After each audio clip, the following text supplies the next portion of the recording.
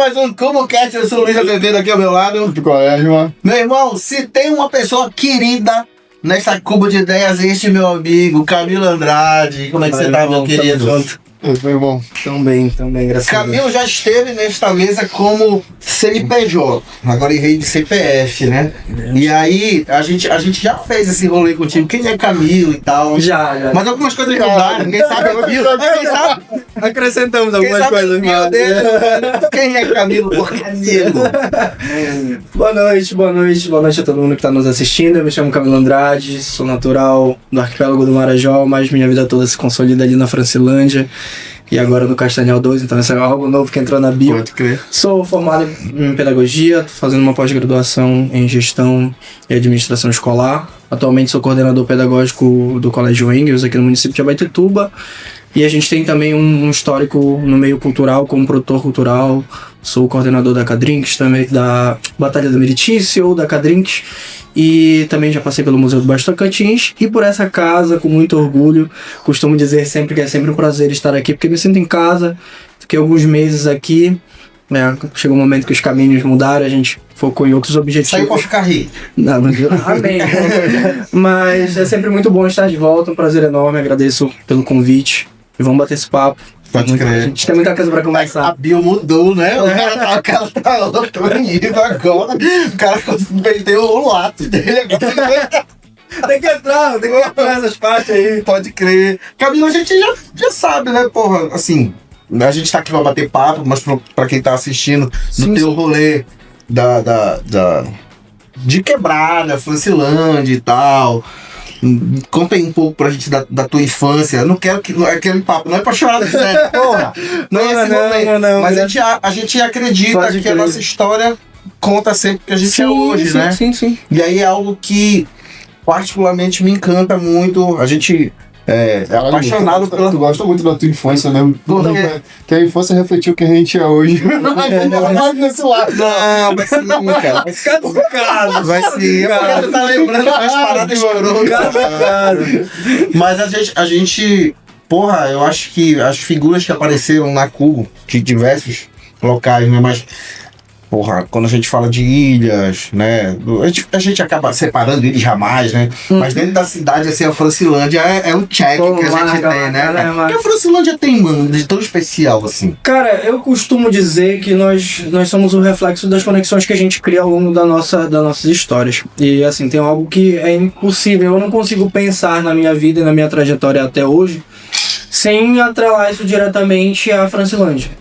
E aí, por que eu faço questão de dizer aonde eu vou, onde eu estou, de sempre falar da Francilândia? Porque eu penso que é um bairro que, de alguma forma, inclusive, vez ou outra, da Ellen e eu, a gente conversa sobre isso, da Ellen como historiador, então a gente sempre dá um papo muito bom. A gente acredita muito que a Francilândia sempre se percebeu como um lugar periférico, um lugar majoritariamente preto, sacou? E isso como bairro, como comunidade, assim, tu vê muitas pessoas na Francilândia que sempre se reconheceram como pessoas negras, o que em muitas comunidades, infelizmente, não é muito comum. E aí tem alguns pontos que contribuem para isso. Um deles é o Colégio Leonardo Negrão de Souza, que é uma instituição a qual eu tenho um respeito muito grande, onde eu me formei na educação básica, e assim, tem profissionais.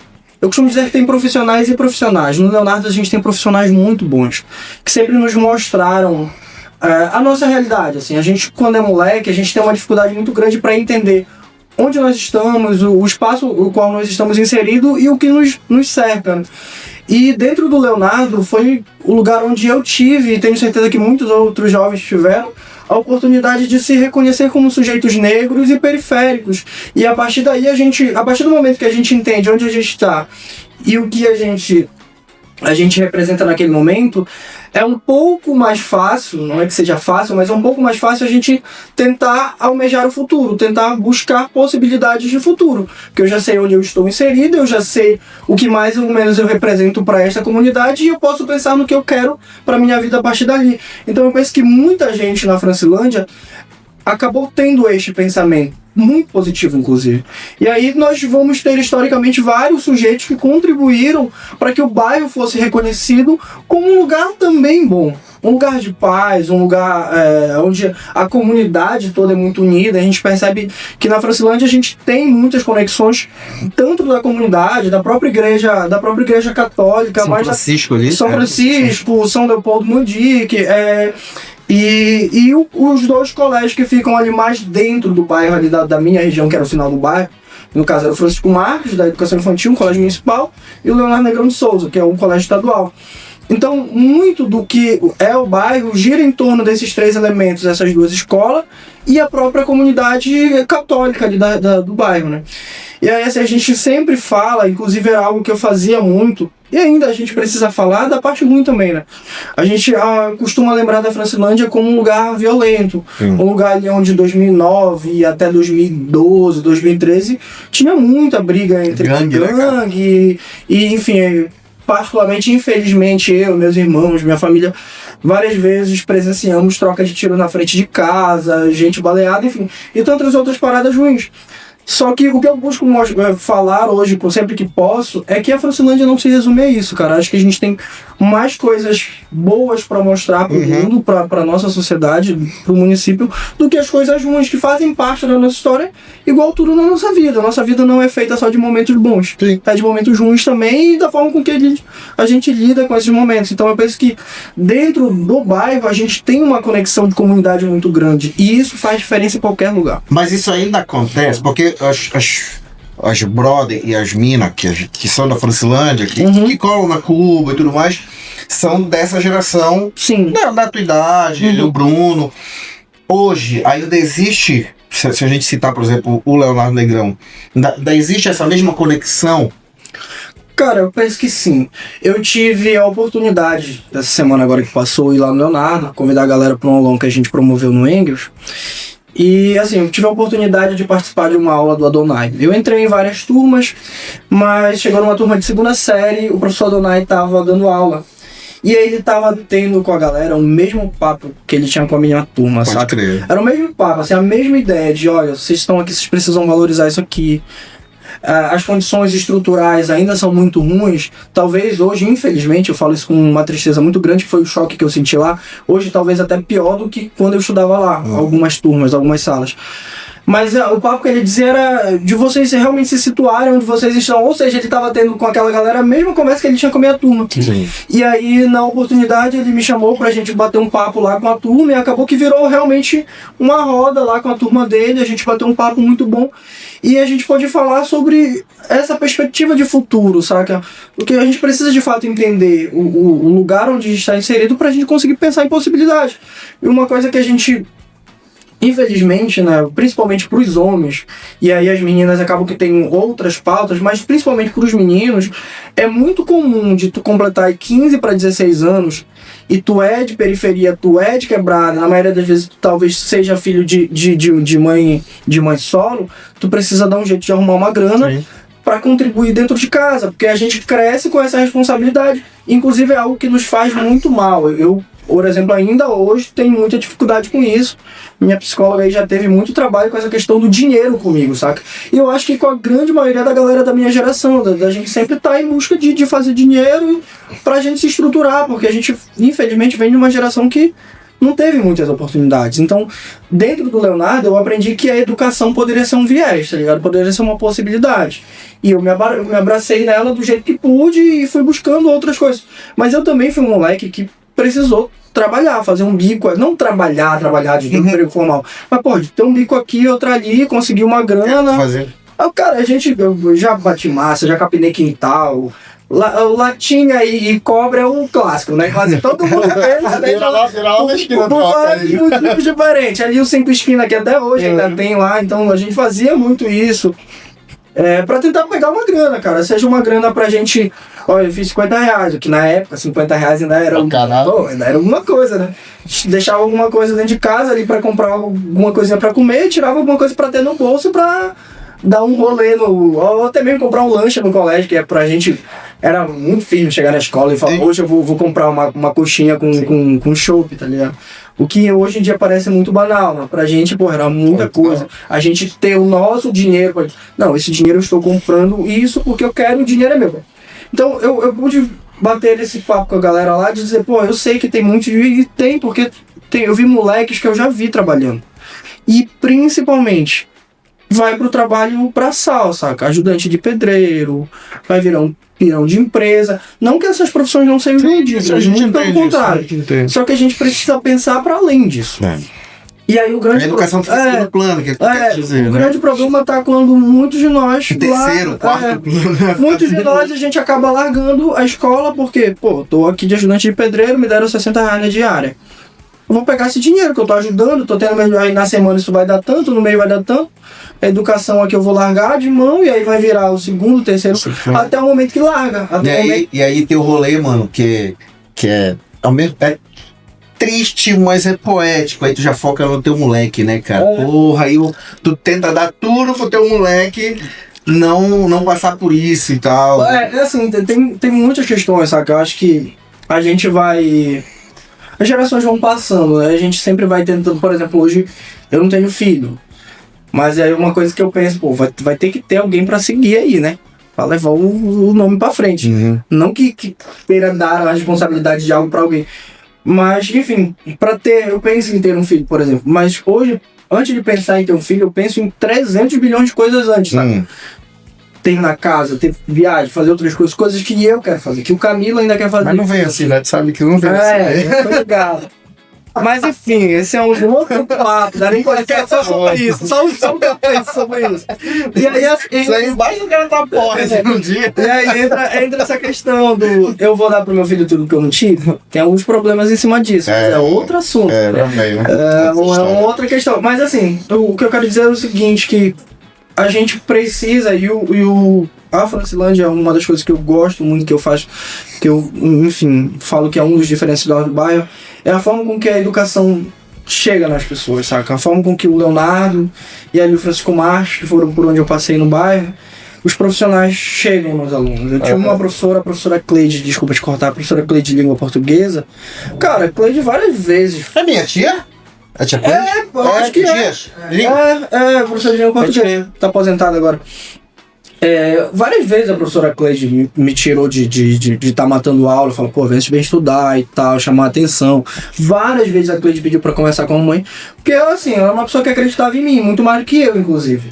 Eu lembro que teve a última feira de ciência que a gente fez no Leonardo, a gente fez um projeto muito lindo e a Cleide pagou tudo com o dinheiro do próprio bolso, pagou minha camisa, que eu não tinha dinheiro pra comprar camisa e tal, da feira. Enfim, então, são essas pessoas que fazem a diferença, sabe?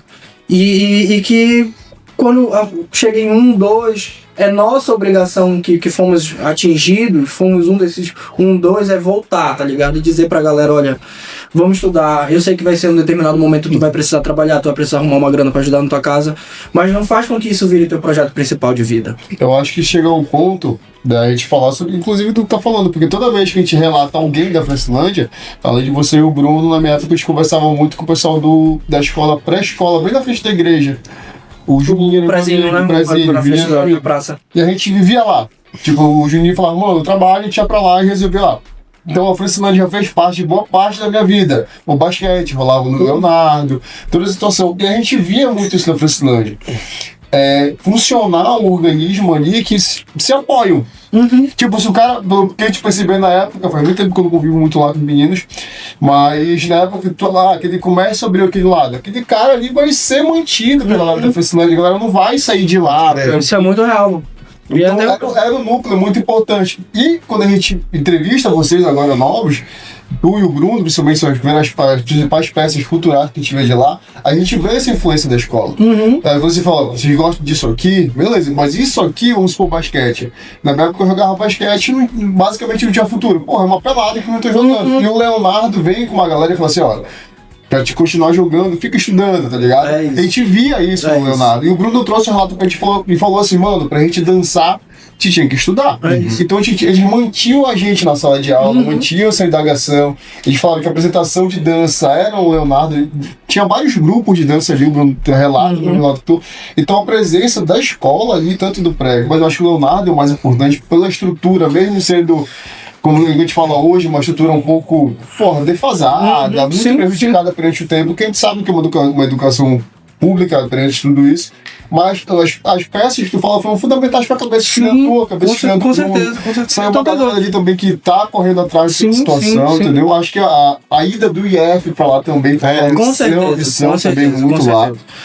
Porque o IF ele traz gente de toda a cidade, diferente do Gramado, que em teoria e gente de fora vai atingir também. O bairro, né? O Bruno, toda vez que eu penso, o Bruno e Francilândia, quando eu tava entrevistando, isso tá no documentário, ele fala, e aí eu entrei pra quadrilha, mas é quadrilha de dança, mas toda hora assim, eu entrou pra quadrilha. Todo mundo. Mesma coisa, a gente... desde quando a gente se tromba, né? Assim, tu já tava na faculdade, na universidade e tudo mais. Quem faz federal não gosta que chama de faculdade, tem que ser universidade. Né? Eu tenho essa liga também. E aí, eu percebo até hoje que tu consegue dialogar de uma maneira mais culta, mas eu não tô dizendo que o cara da quebrada não é culto, de forma nenhuma, mas eu tô falando o dialeto. Sim. Tu tinha dificuldade quando tu era moleque, porque eu acredito que tu já era essa pessoa, não tu pode dizer o contrário, desde o momento que tu falou, porra, parar da educação aqui é um rolê bacana. Tu tinha dificuldade de conversar com os brother, por exemplo, com as meninas? Assim? Cara, a minha maior dificuldade, ainda até hoje, tipo assim, é um exercício diário. Eu não posso esquecer de onde eu vim e quem eu sou, de fato, e o que eu represento pra essa galera. E quando eu falo pra essa galera, é principalmente a minha família, as pessoas que estão próximas de mim, que são da Francilândia, que estão... Hoje eu não estou mais na Francilândia de morar, mas é um lugar que eu faço parte, tá ligado? De resto, a gente convive na rua, saca? Grande parte do nosso tempo era na rua. Minha mãe trabalhava empregada doméstica até hoje, agora ela finalmente a gente conseguiu colocar na cabeça dela que não precisa mais, tá ligado? Mas depois de muito tempo, e mesmo depois que a gente já saiu da casa, meu irmão e eu, só minha irmã ainda mora lá. Vocês são quantos irmãos? Nós somos 3. Minha irmã e meus irmãos somos 3. E assim, ela ficou com isso de eu quero ter meu dinheiro e tal, só que hoje ela realmente não precisa, graças a Deus. E agora ela parou. Ou seja, o que eu quero dizer com isso aqui? Mamãe saía lá, a maioria das vezes 6 da manhã, voltava às 6 da tarde, às vezes 7 da noite. Às vezes ela saía muito mais cedo e voltava muito mais tarde. Infelizmente a realidade da maioria das pessoas que trabalham cuidando da casa das outras pessoas. Ou seja, a gente passava muito tempo, quando não estava na escola, estava na rua. Chegou um momento que esse tempo que eu estava na rua, eu passei a jogar no basquete. Foi um momento onde teve uma época da minha vida que era escola e quadra. Sala de aula e quadra. Manhã de tarde e nos intervalos eu fazia comida para meus irmãos, ajudava meus irmãos mais novos e tal, principalmente a minha irmã. E tendo que cozinhar, ajudar eles para os que estudavam à tarde para você arrumar para ir pro colégio, enfim. E o grande marco, acho que da minha vida, um dos grandes pontos que tiveram vários, foi em 2014 para 2015, quando eu conheci o movimento estudantil. No movimento comunista. No movimento estudantil, eu passei a ver o mundo de uma outra forma. Eu passei a ver o mundo fora, tá ligado? Porra, eu já tinha em mim a vontade de querer mais, que era o que o Leonardo já estava plantando em mim enquanto moleque, adolescente.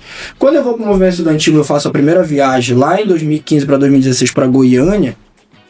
Mano, foi tipo assim, abriram a gaiola pro passarinho voar, tá ligado? E foi o que aconteceu comigo. Eu tenho essa viagem como uma grande virada de chave na minha vida. Tinha quantos anos? Tinha 15 para 16. Caralho. Pode. E a mamãe deixou e sozinho. Da tua ida não de mais uma virada de chave, né? Cidade. Foi, mano. E aí saiu, o cara compra o dongo e sai assim, né? E aí vem muita coisa, mano, que é um reflexo do que eu vivo hoje ainda. A gente vai chegar nisso, que é a questão da idade. É algo que ainda pesa muito pras pessoas. Pra mim não, mas pras pessoas sim. Eu vou contar depois um caso que rolou essa semana. Enfim, nessa ida pra Goiânia, eu falei, porra, eu tô vendo o mundo, tô viajando, eu quero mais, tá ligado? Eu já queria mais, agora eu quero muito mais, eu sei que é possível. E aí vem 2 pontos. Eu queria descobrir o mundo e o meio onde eu estava começando a me inserir, que era o movimento estudantil. E aí rolaram debates. Quando demorou muito, eu estava participando de reunião no Sintep, estava fazendo fala para auditório lotado, e aí daí vem a facilidade para falar com o público, para conversar, por exemplo. E aí tem aquele papo também de, porra, se tu não souber conversar, tu sabe fazer o quê? Né? Pelo menos saber como trocar uma ideia, bater um papo, tomar uma cerveja, isso é o básico. Pra quem é malandro, no bom sentido da malandragem. E aí eu sempre vivi a questão do eu preciso, como diria o Djonga, falar a língua que o povo entende, que eram meus irmãos e minhas irmãs que estão na quebrada, que estão no dia a dia, que estão na rua, que vão falar gíria pra caramba, e eu preciso entender, e eu preciso também me comunicar, eles precisam entender. Mas eu também preciso chegar numa mesa, como várias vezes eu cheguei, de estar representante do governo do estado, de estar representante da prefeitura municipal, de bater um papo com a Úrsula Vidal como eu bati com 17 anos. Eu preciso também conseguir falar com essa galera. Sim. Porque eu preciso trazer as demandas daqui para essa galera. E aí entra o movimento estudantil. Mais especificamente o Daniel. Daniel foi um cara... Daniel é o tipo de cara assim que começa a falar e tu fica assim... Maluco, fala bem pra caramba, tá ligado? Tipo assim... E eu olhava pra esse bicho e o Daniel...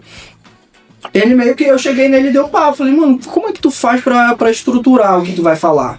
Porque uma coisa que eu sacava nele é que ele estruturava muito bem, ele era muito objetivo na fala dele, mas ele conseguia sempre falar o que precisava ser dito num tempo adequado e fazer a contextualização.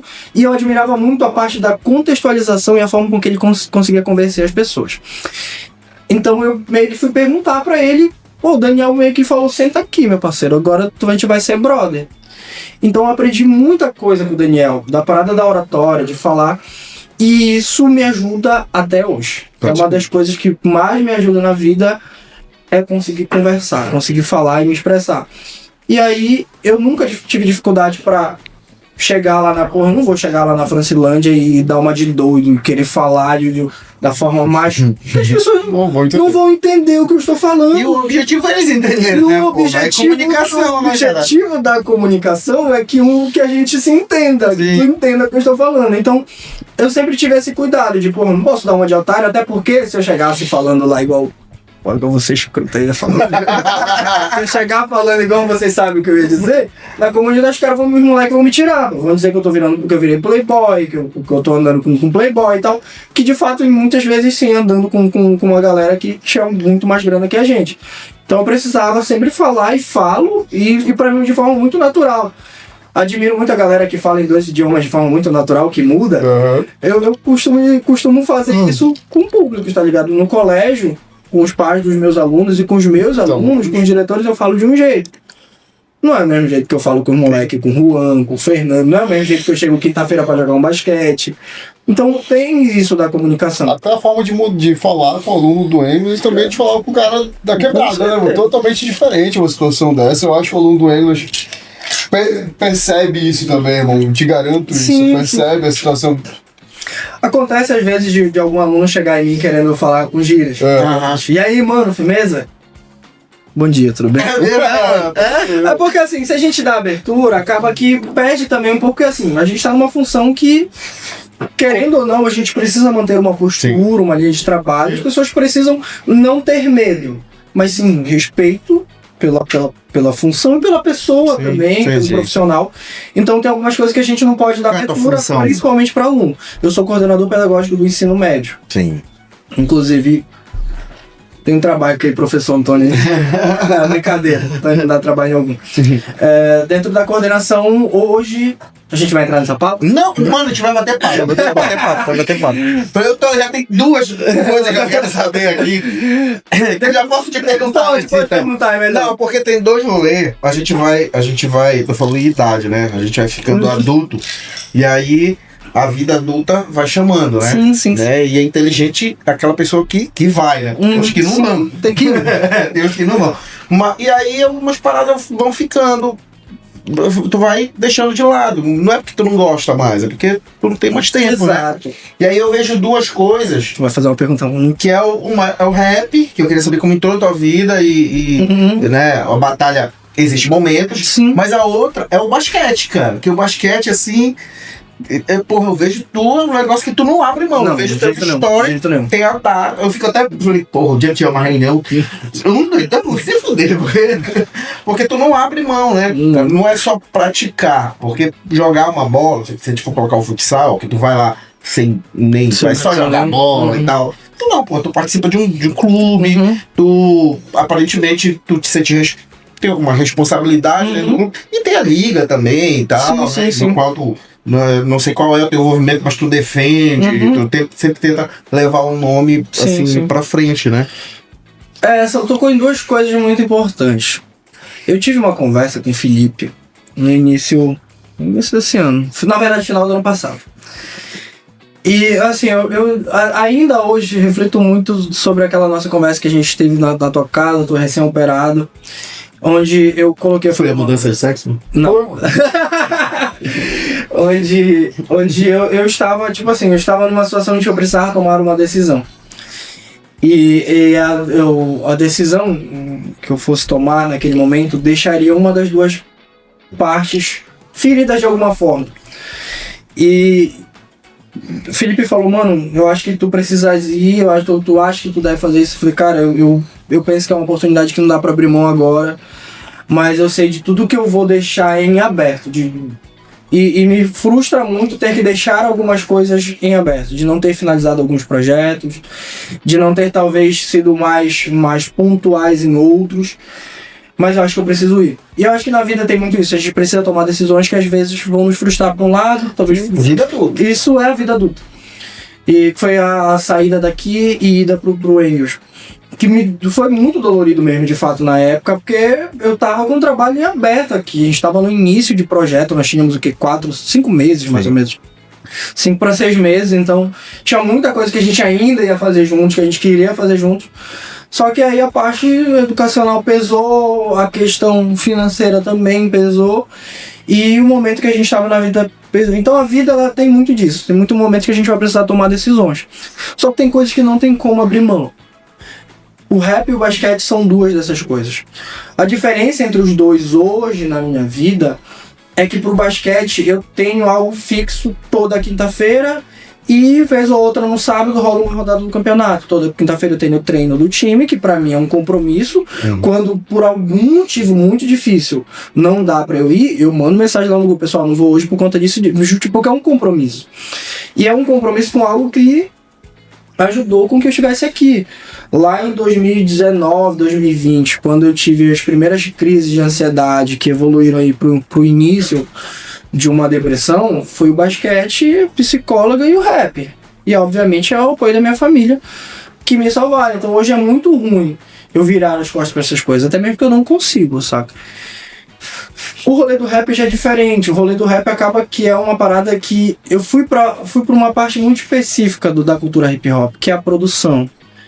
É a escrita, é as reuniões, de fato a galera que tá por trás. Eu não sou o cara. A Daelen brinca muito com isso, porque a Daelen fala que eu não tenho ritmo nem pra bater palma. E de fato eu não tenho. Não sou bom cantando, não sou bom rimando, não sou bom escrevendo poesia, não sou bom dançando. Aonde que eu me encontrei na cultura hip hop? Produzindo. Sendo o cara que tá por trás das câmeras, que aparecem em momentos específicos, principalmente na hora de falar. Pô, a gente tá fazendo isso por conta disso, disso e disso. E foi onde acabou que eu ganhei um certo destaque dentro da cultura, do meio da cultura popular como geral, porque isso acabou me levando para outros nichos, como o Museu do Baixo Tocantins. Só que o rap, ele exige muito, por conta do que eu faço no meio do rap, da cultura hip hop, me exige mais tempo, mais dedicação. Eu recebi algumas semanas atrás um convite de uma mana lá em Índia, inclusive um salve para lá Índia e pro Nativo lá de Barcarena, 2 excelentes MCs, 2 excelentes pessoas, assim, muito bons no que fazem. Me convidaram para somar com eles num projeto que eles querem fazer em todo o Baixo Tocantins. Porra, me ligou, apresentou a proposta e assim, se fosse 1 ano e meio atrás, eu ia dizer, bora, onde que eu assino, que vamos fazer aqui, vamos ligar para essas pessoas. E hoje eu tive que dizer pra elas, tipo, pô, infelizmente eu não consigo me comprometer com algo tão grande, porque eu não tenho tempo pra essa parada. Sim. E eu vejo a cultura hip hop como algo muito sério, algo que de fato salva vidas. Claro. Salvou a nossa e de tantas outras pessoas. Então eu não consigo fazer de qualquer jeito. Vocês sabem disso. Vocês tiveram algumas experiências de trabalho juntos, mas em especial o Basibit, vocês sabem o quanto eu fico doido quando eu tenho algo para fazer, quando eu tenho um trabalho para entregar que envolva a cultura hip hop. E que eu trato isso com uma responsabilidade muito grande. Hoje, como eu não tenho tempo, eu prefiro tentar ajudar de outras formas. Por exemplo, a gente foi para pro Anapu, algumas semanas atrás, presenciar um evento que o Sumano fez lá na comunidade. As imagens. Pô, isso é uma forma que eu consigo tirar um dia do meu final de semana pra ir lá no Anapu, fazer um bate, volta e volta, e participar e somar de alguma forma, fazer uma fala, conversar com a galera. Consigo, vai me tirar tempo. Só o meu, teoricamente, descanso do sábado, mas eu acabei que o meu descanso foi muito melhor ter ido lá, porque eu voltei recarregado, melhor dizendo, de boas energias, de um movimento que foi lindo. Então hoje, dentro do rap, a minha maior dificuldade realmente é o tempo. Mas, como a gente não consegue ficar parado, a gente tem pensado em algumas coisas pro segundo semestre, primeiro semestre chuva, então a gente tá tentando buscar aí um meio de captação de recursos através agora dos editais da Audiblanc que irão acontecer, né, ao longo do primeiro bimestre. Do primeiro semestre, eu tô com vício de escola, com bimestre na cabeça. E pra gente tentar fazer algo no segundo semestre aí que envolva a Batalha do Miriti, que envolva, talvez, a gente tá com algumas ideias na cabeça. Então, hoje no rap é isso. Já no basquete é uma parada que é o Titânio. A gente tá montando uma associação, inclusive o Felipe e a Cuba estão ajudando a gente no suporte de montar a associação. Atualmente eu estou para assumir o cargo como presidente da associação, mas tem toda uma galera por trás que faz com que a parada aconteça. Isso tudo atrelado a algo que tá lá no início da conversa, Leonardo Negrão de Souza. Uhum. O Leonardo, assim, um colégio que tem uma tradição muito grande no basquete, e a gente percebeu que tá morrendo. Muito porque o professor Leão se aposentou. Samuel Leão. Era ele que puxava lá. Né? E aí o Samuel Leão se aposentou, algumas coisas vão ficando. E uma delas foi o basquete, que a gente percebeu que tá morrendo. A gente percebeu que a gente tá começando a apanhar em jogos intercolegiais pro São Francisco, que é coisa que não dá pra aturar. A gente vai e cobra os moleques. Cobramos os moleques ano passado. Não davam, não tem como. Então, aí agora a Fernanda com as meninas aí estão organizando uma escolinha que funciona todo domingo, uma escolinha de basquete feminino, mas também que atende os meninos lá da quebrada. E agora com o Titânio, a partir da associação, a gente quer montar uma parceria com a escola pra gente ajudar a treinar o time da escola e também da própria comunidade. Mas o Titânio é da Francilândia? O Titânio é um grupo de ex-atletas do Leonardo. Entendi. Começou aí com a geração do Lucas Jones e Fernando. Eles saíram, estourou a idade, 18 anos, e montaram um primeiro time. Jogaram um campeonato fora, quando voltaram já era a minha geração que estava saindo. Aí uniu. Desde 2018, 2017, 2018 a gente já vem jogando juntos, como Titânio. Mas aí em 2019 teve a primeira competição no município, que foi a Copa Miriti, foi onde se materializou de fato, que a gente foi campeão. E aí desde então estamos com um time, inclusive bicampeão da liga. Estamos agora na final dessa terceira temporada. Já tá terminando a temporada? Já. A gente já tá na final, tá esperando decidir os outros dois semifinalistas que foi pro jogo 3, de lá vai sair o nosso adversário na final. A Duda vai estar aqui nas próximas semanas. E é muito importante que a Duda esteja aqui, cara, porque assim, o basquete, o basquete no país, mas o esporte como um todo no país, ele é muito desvalorizado. Isso inclusive tá chegando em coisas que nunca chegaram, como o futebol, por exemplo, o futsal. Tá perdendo investimento. Vôlei, handebol, basquete, já era escasso. Hoje é muito mais. O basquete é quase que zero, saca? Pra gente conseguir um horário pra jogar dia de sábado, fazer a rodada no campeonato no ginásio, o nosso campeonato ele é muito curto. Teoricamente. Por isso que eu te perguntei isso, né? Assim, teoricamente ele é muito curto, mas na prática ele é um campeonato que é alongado por conta do espaço. Porque, tipo assim, rodada dia de sábado no ginásio. Meu irmão, se inventarem de... Não, hoje a gente vai pintar isso aqui, lá no ginásio. Qualquer grupo da cidade. Cancela a rodada do basquete, porque a gente vai... Não que isso aqui não seja importante, mas a gente vai pintar isso aqui. Tá ligado lá. Então não se tem nenhum tipo de valorização, nem pro básico, que é ceder o espaço. Porque não se tem apoio financeiro para premiação, não se tem apoio financeiro para pagar arbitragem, para nada, absolutamente nada. A arbitragem quem paga são os times. Cada time, antes de entrar em quadra, precisa fazer o pix para a direção do campeonato pagar os árbitros que vêm de Barcarena. Todos os times. Todos os times pagam seus uniformes. E todos os times precisam pagar uma taxa de inscrição que vai fazer com que o campeonato tenha bola, tenha pelo menos 2 bolas para os times aquecerem, tenha uma premiação, pelo menos uma troféu, medalha no final. Ou seja, o campeonato todo ele é sustentado pelos próprios atletas, porque não se tem investimento. E aí, mas já tentaram onde? Cara, a Duda vai falar mais sobre isso. Sim. Mas tiveram várias tentativas. Várias tentativas. E aí caem em algumas situações, como tentar apoio do fulano de tal, que se ganhar, ele vai me ajudar lá na...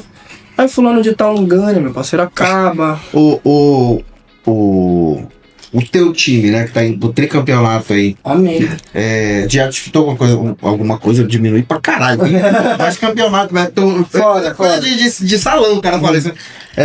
Você disputa campeonato fora, alguma coisa assim? Cara, a gente tá com um projeto desse ano sair. Quando tu falaste que os árbitros vêm da Vila, Barcarena, eu imagino que lá seja um pouco mais fomentado, né? Barcarena e basquete é muito diferente, cara. Porque em Barcarena tem pessoas como o Gaspar, por exemplo, que foi atleta profissional, me desculpe se eu não sei de fato se hoje o Gaspar ainda tá no Paysandu, mas até pouco tempo atrás jogava no Paysandu. E o basquete em Barcarena tem uma escola, e é uma escola a nível de município, não é igual o Leonardo e Abaeté, por exemplo. Leonardo e São Francisco. A partir do momento que não se tem mais nenhum dos dois, acabou. Lá em Barcarena não, já é uma parada do município mesmo. O município tem. Jogaste pelo Leite? Joguei pelo Leite e pelo São Francisco. Não foi lugares que foram perdendo. Lugares que foram perdendo. Aí o que acontece? A gente já jogou alguns torneios em Barcarena, amistosos, também a gente jogou um torneio com 4 ou 5 times lá. E agora a gente está com um projeto de viajar. A grande questão é trabalho da galera, tirar um final de semana para ir, porque tem gente que trabalha no final de semana, por exemplo, tem a tal da escala 6x1 que atormenta muitos de nós ainda. Aí eu vejo tem campeonato. O campeonato é sábado e domingo, o cara no sábado ele trabalha, o patrão dele não vai liberar ele pra jogar. Com certeza. Então acontece muito isso, mas esse ano a gente quer. Porque esse ano a gente tá com algo diferente nessa temporada, né? Porque a temporada ela começou no meio do ano passado e vai terminar agora no meio deste. E aí a gente está com estrutura, porque a gente tem um patrocínio da Cubo, muito obrigado aqui publicamente mais uma vez. Tamo junto. Temos o patrocínio da Cubo de Ideia, temos o patrocínio da Cadrins, que é a minha empresa, e também temos o patrocínio de uma fisioterapeuta, que é a Keila. Então hoje a gente tem uma estrutura muito boa comparado ao que é o basquete na região. São quantos atletas? A gente tem 12 atletas no time, mais uma galera que treina com a gente, porque tem essa. Nós treinamos toda quinta-feira. Mas a gente não fecha só pro time. Os moleques que são do bairro, que jogam, porque tem isso também, tem os moleques que são do Leonardo, eram do Leonardo, mas que foram pra outros times. Uhum. Só dá pra escrever 12 no time, né? Então, é uma galera que fica de fora. E essa galera vai treinar com a gente e assim, mano, voltando, que a gente tava conversando sobre na conversa que esteve em casa, são duas coisas que, inclusive, eu volto a te pontuar. Eu falei assim, mano, se tu for por esse caminho que tu tá falando, que é uma possibilidade, a gente concordou com isso. É uma possibilidade, uma oportunidade. Essas coisas vão parar de existir. Aí tu falou assim, pô, mano, não. Eu falei, então. Exato. A Cubo não vai parar de existir. Então, como eu te falei, a Cubo tá de portas abertas, joga o que tu quiser, bater um papo, conversar, botar um projeto. O basquete, tu não vai deixar morrer. Jamais. Tu só vai estruturar mais. Isso eu acho que é a grande frustração das pessoas. Isso aconteceu comigo, deve ter acontecido contigo. Aconteceu comigo. Porra, teve esse caminho aqui, mas eu vou abrir mão de 5 coisas. Aconteceu hoje, mano. Aí tu se prende, tá ligado? Aí uma vez eu olhei pra isso e falei assim, cara, mas se eu deixar abrir mão, se eu virar pra trás no próximo segundo, vai estar lá. Vai tá lá. Eu posso estar fazendo com mais bem excelência, isso que eu tô fazendo agora, do que antes que eu tava envolvido com aquilo ali. E te falo porque eu sei que basquete é vida, mano. Eu vivi o basquete, cara. Então, tive amizades que o basquete me deu, que não deixam, a gente se fala até hoje, se cumprimenta até hoje. Todo mundo parou da minha idade, ou por conta de casamento, ou por conta de idade. Por conta de casamento agora, porque assim como tu, a minha visão do basquete, a minha vida no basquete foi assim, era jogar. Então era de quadra, nossa época quadra não era telada, então era de quadra no sol, Pedro Teixeira, São Francisco, Padre Leonardo. O padre que eu falo ali da Razel, o padre que eu falo ali do Seminário dos Padres, que era uma quadrinha que a gente jogava muito. Cheguei a jogar. Então tu vive com teus amigos aquilo ali. Então é coleta pra comprar uma bola, é coleta pro cara ir, é coleta pra comprar um lanche. Então tu vive. E o hip hop também trouxe isso pra gente. A gente não conseguiu viver o hip hop, eu falo a gente culpa, porque, porra, ano passado a gente fez tantos projetos que, de fato, se a gente pegasse todos os projetos e colocasse na cultura negra periférica de Maituba, nós íamos voltar tudo pro hip hop, brega, cultura. Diretamente pra isso, a gente não conseguiu botar tudo isso porque a gente queria alcançar coisas que de fato a gente alcançou. Galeria Viva, projetos de saúde, projetos de bem-estar, e que, porra, foi da hora. Mas se a gente virar pro lado hoje e ver a experiência que a gente carregou no Base Beat, a experiência que a gente carregou no Marco 1, que tu fez parte, a experiência que tu carregou no Galeria Viva e trouxe do Museu do Baixo do Tocantins pra gente, foi muito importante, a tua presença no Galeria Viva aqui é muito importante, te fala sobre o tour do Galeria Viva, porque tu falou, é importante ter alguém para fazer a curadoria e a apresentação disso aqui. Então, a partir do momento, hoje, se eu te trouxer, eu falei, Camilo, o Marco tá precisando de ti, preciso que tu faça isso, isso, isso. Mano, quando tu olhou pra coordenação pedagógica, naquela época de uma oportunidade, e olhar pro Marco 1, tu vai aplicar tudo que tá dentro da coordenação pedagógica no Marco 1. E isso é o enriquecimento de uma pessoa adulta, cara. É o enriquecimento de uma pessoa adulta, entendeu? Percebe-se desde o início, a gente começou a conversa falando sobre isso, assim, que o Camilo, ele é, entre muitas paixões, a educação tá na veia desse bicho de uma maneira muito forte. Eu falei pro Camilo, que era eu de novo uma vontade de falar isso, o Camilo é muito dedicado ao que ele gosta. A partir do momento que ele fala assim, porra, vou me dedicar a isso aqui, eu sei que eu vou ser bom nisso aqui e vou colocar. O Camilo deu conta basicamente do Base Beat com uma gestão de 30 pessoas. A gente ficou no apoio todo logístico e tudo mais, mas foram 30 pessoas. Então, porra, 30 pessoas de 100%, ele conseguir fazer a gestão e falar assim, olha, mano, deu isso aqui deu bom, isso aqui deu ruim, bora passar pro próximo.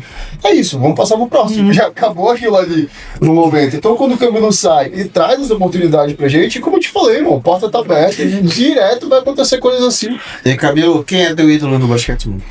Cara, boa pergunta, olha. Só pra gente não brigar, e aí, só pra gente brigar. Assim, não sei se vocês já perceberam, mas eu sempre uso o número 35 por conta de um cara, Kevin Durant. Talvez. Não tem como, vai ser dito como o meu ídolo, porque é o cara que quando eu comecei a jogar eu acompanhava muito o highlight do cara. Tipo assim, antes do jogo a gente tinha uma liga no Leonardo, juntava todo mundo, ficava assistindo o corte dos caras jogando e tal. A gente fazia muito isso. E aí o Kevin Durant foi o cara realmente que eu gostava muito da forma com que o Kevin Durant defendia e atacava. Ele é um ala pivô que às vezes jogava de ala amador, mas é muito mais ala pivô. E aí é uma soma de tudo. Do basquete é o seguinte, tu conseguiu defender, ok, e tu conseguiu atacar, ok, tu já vai se destacar, tá ligado? O Kevin Durant faz isso muito bem no ataque e na defesa. Ele defende muito bem, ele ataca muito bem. Tá ficando velho, outro dia o Gui Santos deitou ele no chão, normal, acontece. Dá mais o Gui Santos que tá com 22 anos. Mano, pelo meu estilo de jogo, pela minha forma agressiva, eu sou muito chato, cara. Eu também, cara, eu gosto muito de Pode crer. Mas é por conta do estilo de jogo. Tipo, eu estudei muito. Michael Jordan, Kevin Durant e LeBron James, né? Não, cara, são lendas. São lendas, ponto. Aí quando é porque eu vi jogar, tipo, com o Kobe, assim, porra, eu vou, cadê o cara? É porque assim, tipo, o Jordan sempre vai pra mim, né? Sempre vai estar sempre vai ser o coach, mano. A partir do momento que tu olha pra uma pessoa e fala, porra, eu vou espelhar isso aqui. Eu acho que o ídolo tá nessa parada do alguém que eu vou acompanhar. Eu vou espelhar isso aqui. Na época que eu acompanhava, acompanhei o Shaq no final, pô. Tem 33, o Shaq já tava quase no final da carreira no Lakers, também. Então quando tu coloca o meu estilo de jogar, o Cabinho falou isso aqui. Não, o Felipe jogava, quando ele pegava a bola e quebrava, alguém fazia cesta. Por quê? Era o Shaq, mano. Só que o Shaq tinha um metro pra caralho. Quebrava muito grande. E eu acho que hoje eu voltando pro basquete, ainda segui essa tendência. Eu não conseguiria acompanhar o ritmo do Kevin Durant, não conseguiria acompanhar a mesma coisa, não conseguiria acompanhar o ritmo do LeBron James, não, porque ele teve uma tendência do Shaq, mas do nada ele virou cestinha de 3, isso pra mim não é o meu ritmo. Cara, me incomoda ver jogo assim. O Jordan teve aquela tendência dele extremamente brutal, ele foi a primeira polêmica do basquete por conta do tênis, tudo mais, isso muito da hora. Mas, pô, se a gente for falar em polêmica, a gente podia falar do Dwight também, que usava o cabelo e entrava de noiva, cara. De noiva. Eu gosto muito dele também. Mas assim, é a diferença, assim. É um cara que eu gosto muito pelo estilo. Eu sempre gosto mais da defesa do que do ataque. É um cara pivôzeiro, então tem um lance que é muito do caralho, que ele pula, segura a bola, aí acho que o Jordan tenta pegar a bola, então no mesmo tiro ele pega assim, né? Tem um corte disso na série da Netflix, que é os cinco títulos do Bulls. Mas o Shaq, Porra, mas aí a gente leva pra entender, tipo, como eu falo, o basquete pra mim sempre foi uma vida, cara. Porque eu jogava até hoje, eu acompanho, falei pro Camilo que assim que eu voltar a jogar, queria uma oportunidade de voltar a jogar com os meninos, porque eu acho que é onde eu acho que tem uma união do caralho. Tipo, eu não vejo os outros times treinando, como uma família, assim, como conversar, tomar uma cerveja. Então, pra mim, eu me sentiria mais confortável no Titãs, comprando logo a minha vaga, que tive aqui. Já tá separado, já tá separado. Titãs, com a camisa, no Titânios, porque assim, de fato, cara, tu olhar pro basquete, tipo, tem uma mensagem do Kobe que ele fala que, porra, tu não via. Porra, tá aí, pra resumir tudo.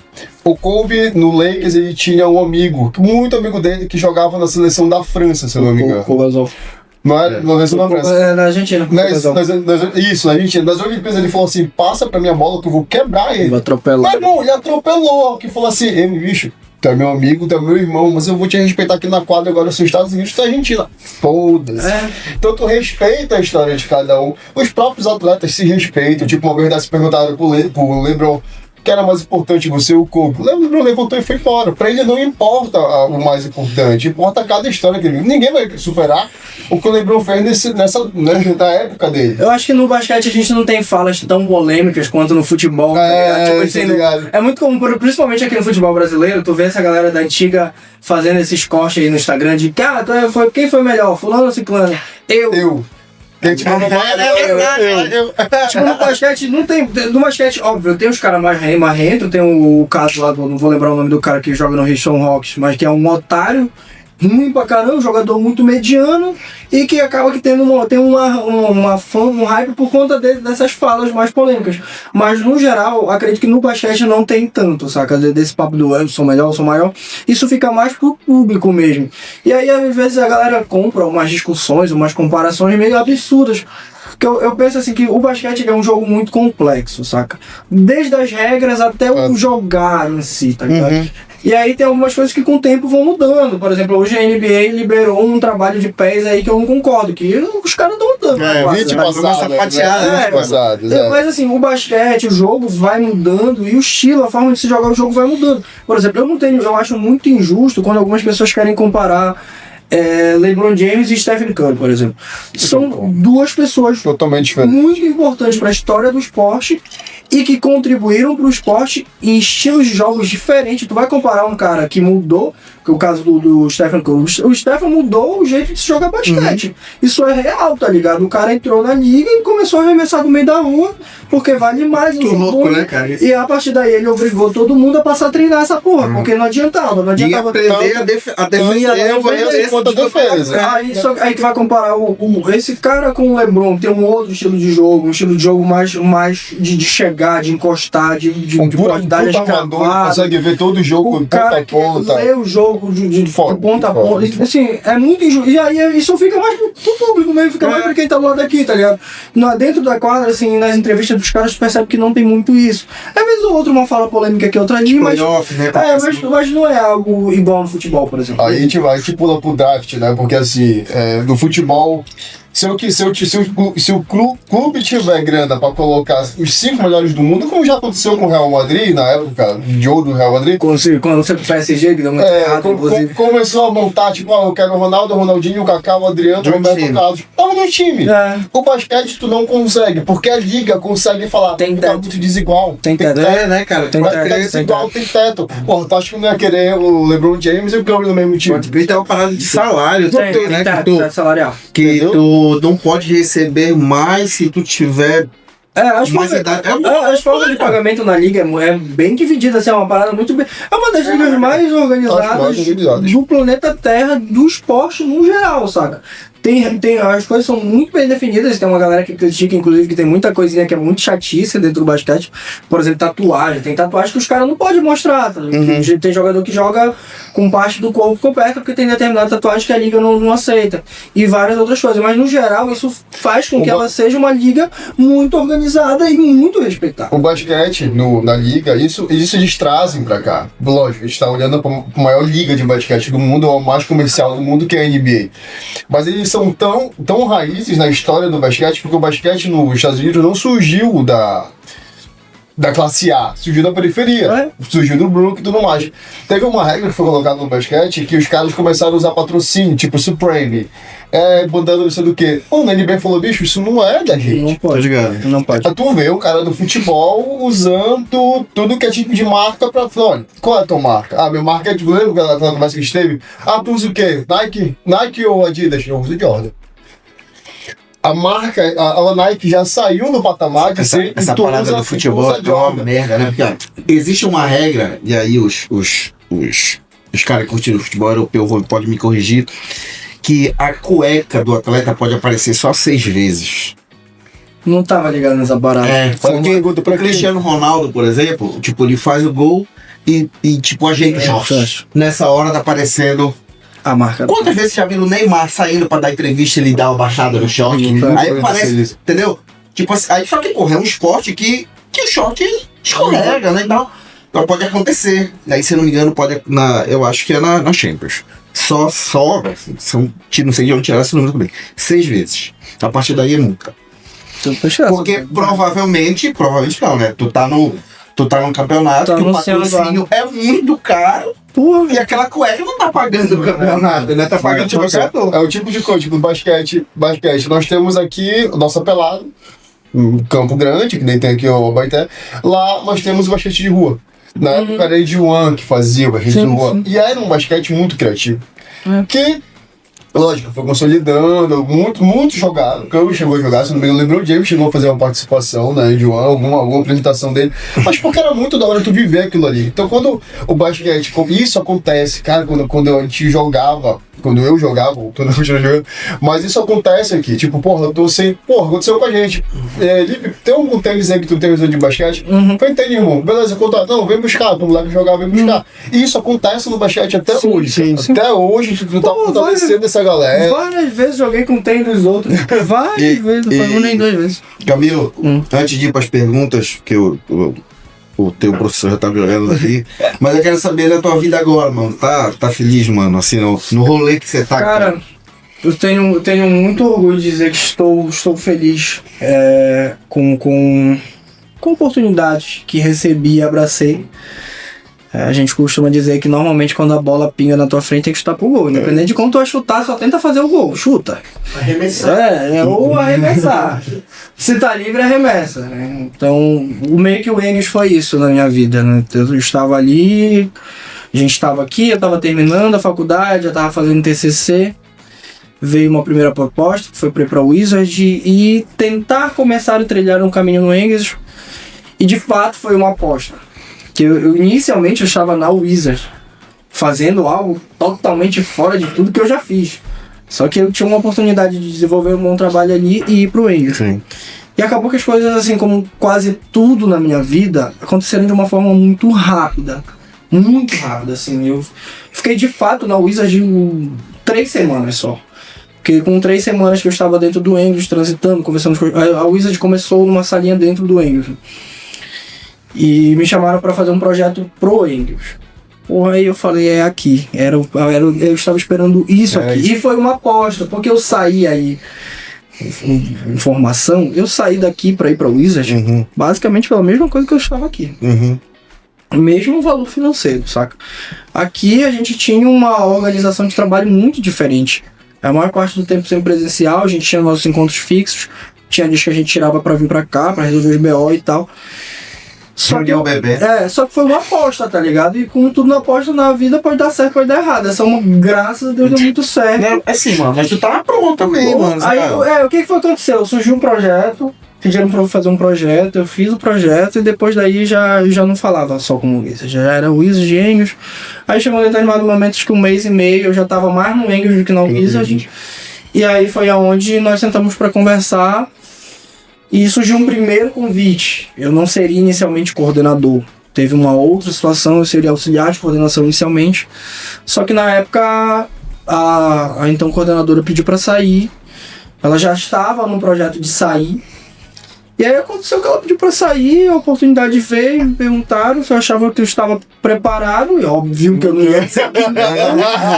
Posso até não estar preparado no meio do percurso. Aqui para casa. E assim... Aconteceu, saca? De convite veio, eu aceitei em outubro, meio de outubro. Isso foi meio de outubro. Eu já estava no Engels e ainda estava na Wizard. Em novembro, meio de novembro, eu falei, não dá mais. Porque assim, aconteceu o que era óbvio que ia acontecer. Eu consegui entrar no Engels. Meu parceiro, eu me dediquei porque eu era bom, no que eu achava que eu poderia melhorar, melhor dizendo. E porque eu queria, porque eu estava me formando. E acabou que algumas coisas na Wizard não estavam me fazendo bem porque eu não estava honrando com o meu compromisso. E se tem uma coisa que a gente aqui sabe muito bem, é a parte do povo. A gente tem um acordo, bora honrar. Se não tá dando, vamos ser honestos. E aí eu fui, eu lembro que eu chamei o Diego, diretor, e aí eu chamei o Diego como amigo, não foi nem como diretor, eu falei, só queria conversar com o senhor uma ideia aqui, eu tô querendo sair fora da Wizard e quero focar aqui no Engels. Ele falou, cara, eu tava esperando tu vir falar isso. E aí, se é o que tu acredita, se é o que tu quer, eu percebo que tu quer muito, foca nisso. E aí rolou, a gente bateu um papo, depois comecei com a Ana Clecilma, ela também já imaginava que isso ia acontecer. Sim. E aí foi que eu me desvinculei de fato da Wizard, e aí no meio de novembro ali eu passei a focar 100% no Engels. Aí começou de fato um trabalho já finalizando o ano letivo, pegando já o processo de organização do planejamento pedagógico para o ano de 2026.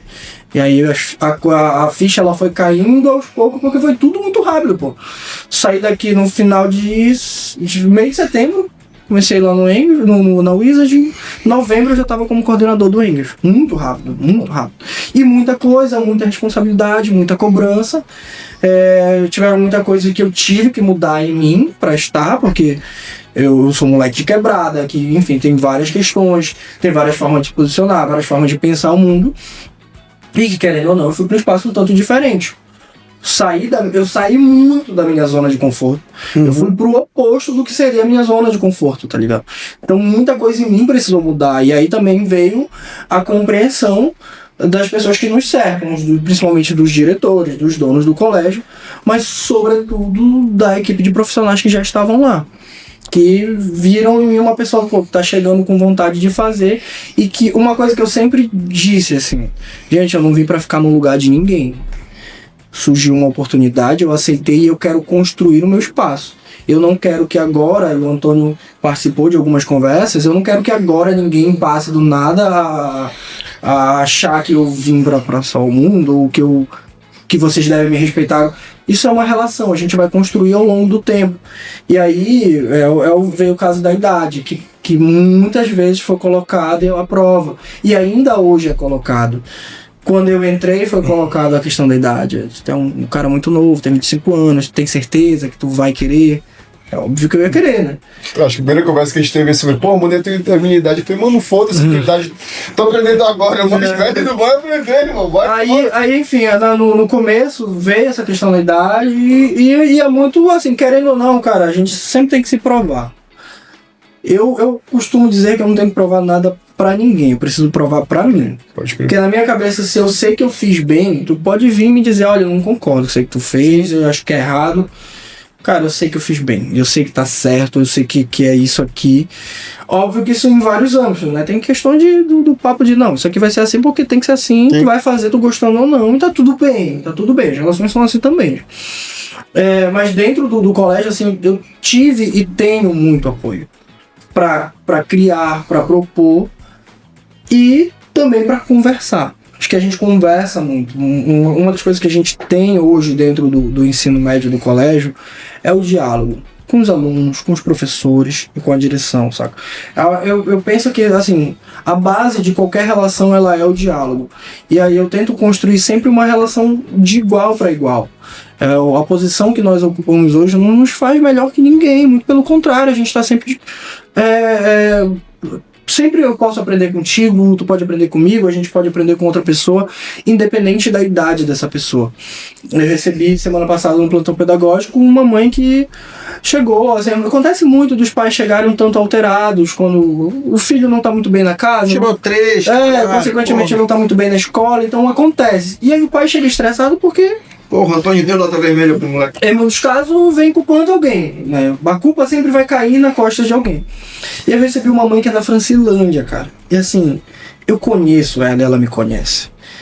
Ela veio, chegou um tanto alterada, eu ofereci uma água, então começamos a bater um papo, tava com o boletim dela na minha mesa. E a gente conversou, eu chamei uma professora para que queria participar da conversa. E assim, ela chegou dizendo que não gostaria de conversar com a professora por conta de coisas que a filha dela falou da professora, e a gente chamou a professora e tal. Resumo da história, conversamos com essa mãe, no meio da conversa a mãe começou a chorar, no final da conversa ela virou pra professora e pediu desculpa, e virou pra mim e falou: professor, eu vou lhe pedir desculpa por algo que eu não lhe falei. Aí eu perguntei: o que foi? Não precisa. Eu falei: primeiro, não precisa. Não precisa. Ela falou: não, eu faço questão. Eu minimamente lhe vi correndo pela rua, lá na Fracilândia, eu sei mais ou menos quem é a sua família. E quando a minha filha falou que você estava aqui, eu disse que era um absurdo alguém tão novo ser coordenador de um colégio, principalmente do ensino médio, onde tem muitos alunos que têm a diferença de idade para ele é muito pouca. E é verdade. Menos de 10 anos, na verdade. Bem menos, tem aluno bem menos. E ela falou: eu hoje, com a conversa que eu tive com o senhor, nunca ninguém teve. E a minha filha, os problemas que o senhor está me falando da minha filha, as situações que o senhor está me falando dela agora, são as mesmas que eu ouço desde que ela estava na educação infantil. E nunca ninguém lidou com a situação dessa forma. Nunca ninguém me deu tantas possibilidades de buscar coisas diferentes para fazer, para tentar ajudar a minha filha. A maioria das pessoas, as pessoas vinham e davam a minha filha como um problema. E eu acho que isso tá em muitas partes da educação, porque a gente também cansa, saca? Então, o resumo da história: essa mulher levantou, chorando, agradeceu e foi embora. E mais uma vez a idade ficou, tipo assim, cara, independente se tu tem 30, 50, 40 ou 25 anos, a forma com que tu trata as pessoas e a forma com que tu tratas a tua profissão, tudo que ela engloba, as coisas boas e ruins, porque tem a parte ruim também, é o que vai te definir enquanto profissional, saca? Não é a tua idade, não é o dia que tu nasceu que vai definir se tu é um bom profissional ou não, porque o que mais tem é um monte de velho aí no mercado fazendo besteira, e isso em todos os ramos. Sim. Não só na educação. Então são as relações, a forma com que tu trata as pessoas, a forma com que tu busca solucionar situações complexas é o que vai definir tu enquanto profissional. Então hoje eu estou muito feliz, assim, dentro da possibilidade que eu tenho de trabalho na educação. É uma primeira experiência, ou seja, tem muita coisa que eu erro ainda, e que é normal. Eu sempre me cobro muito, e aí entra das grandes questões, né? O Camilo é muito novo, mas o Camilo sempre fez isso. O Camilo sempre se destacou por conta disso. E isso vem muito por conta da cobrança, que às vezes ela massacra, às vezes machuca. E não é uma cobrança externa, é uma cobrança minha mesmo. Uhum. Eu tenho usado o exemplo da divisão de horários, por exemplo. É algo que normalmente leva pelo menos um mês para ser entregue. Nós entregamos o desse ano em 15 dias. Mas foi uma parada que eu fiz de doido, porque eu fazia de manhã, de tarde e de noite. Tem um caso de um brother, o horário de um professor de geografia. Eu sonhei que o horário dele dava certo em determinado dia, que tava batendo. Eu tava passando o dia com dificuldade para organizar um horário dele. Quando eu acordei, deu certo, porra. É o papo da cobrança, do querer fazer bem, do querer melhorar e tal, que é bom por um lado, mas por outras vezes é ruim. Então hoje eu tenho a possibilidade de errar, eu vou errar. A gente está ciente disso, os professores estão cientes disso, a direção está ciente disso. O que eu tento fazer diariamente é errar o mínimo possível, saca? É sempre acertar, Tem uma música do BK que ele diz o seguinte: imagina um atacante de frente pro gol, poucos segundos para acabar o jogo. Se acertar fez obrigação, se errar vão crucificar. Ele não pode errar, e assim comigo o tempo todo. Eu tenho isso como algo, olhando pra minha vida, sempre foi assim, saca? Sempre do tentar fazer o certo. Errar o mínimo possível para que tu consigas ter possibilidade. Cara, se lá atrás, nas primeiras oportunidades que eu tive, eu tivesse dispensado, talvez eu não estivesse aqui hoje. Se eu tivesse ficado com medo de largar o que eu já tinha, que era confortável, era cômodo, porque era o que eu gostava também, talvez eu não estivesse trocando essa ideia aqui hoje. Se aquela viagem lá em 2016 não tivesse acontecido, talvez eu estivesse aqui hoje. Se se eu não tivesse ouvido a professora Cleide, o professor Leão, o Adonai e tantos outros que passaram pela universidade, talvez eu estivesse aqui hoje. O próprio Jones na universidade. Hoje, pô, por acaso encontrei com o Jones na rua. Cara, eu te dou um abraço, porque desde que eu defendi no final de setembro o meu TCC, desde que eu defendi eu não vejo o Jones. E o Jones é uma figura paterna pra mim, saca? É um dos... Costumo dizer que eu não tive a figura do meu pai biológico, mas a vida me deu tantos outros pais no decorrer que eu sou muito grato, saca? E o Johnny foi um desses caras que muitas vezes me abraçou. E hoje a gente tá aqui como consequência de todas essas situações que nós fomos passando ao longo da vida. E aí o que a gente tenta fazer hoje é mostrar pra molecada que é possível, cara. Eu hoje tenho como um dos meus objetivos de vida, que são vários, talvez um dos principais deles é mostrar pra galera que vem de onde eu venho que é possível. Que a gente pode sonhar com mais, a gente pode sonhar com um trabalho melhor, a gente pode sonhar com uma casa legal, a gente pode sonhar em construir relações boas, a gente pode sonhar, em ganhar mais de um salário mínimo. Tem muita gente que, infelizmente, chega num salário mínimo, passou a vida inteira ganhando menos que isso, chega num salário mínimo, tá lindo. É a segurança dele. E para ali, a carteira assinada CLT, 6 por 1, o cara não tem vida. Porque no final das contas o cara ainda precisa segurar algumas coisas para conseguir pagar a conta ou para conseguir comer. Eu passei por isso. Muitas vezes a gente tinha que, meu padrasto me chamou a atenção uma vez com a ideia do passar fome e sentir fome. Ele me viu falando em algum lugar alguma vez passar fome. Aí ele me chamou, ele falou: meu filho, nós sentimos fome em vários momentos da nossa vida. Você sentiu fome em vários momentos. Mas passar fome de ficar 1, 2 dias sem comer nada, a gente nunca passou. Isso é real. Mas vários momentos, várias noites, a nossa janta foi um mingau com arroz branco, tá ligado? Foi isso. E no outro dia a gente acordava, fazia um café preto, a gente ia pro colégio merendar no colégio. Eu vivi isso. As pessoas falam muito...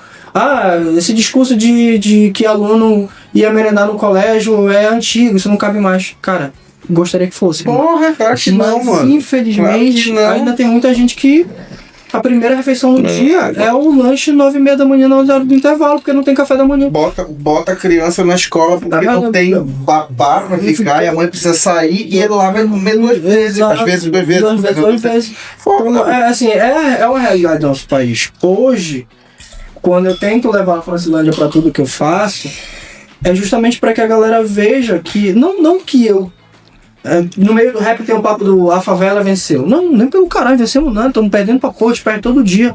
Mas é importante a gente ver alguém que tá conseguindo, que é nosso, que é igual a gente, e que tá tentando mostrar pra galera que é possível, tá ligado? Então o trabalho que eu tento fazer hoje, dentro da minha quebrada, pros moleques da minha quebrada, seja estando lá presencialmente, ou seja através das redes sociais, que é onde hoje é um meio também da gente chegar nas pessoas, é mostrar que, é possível. Mano, não é fácil.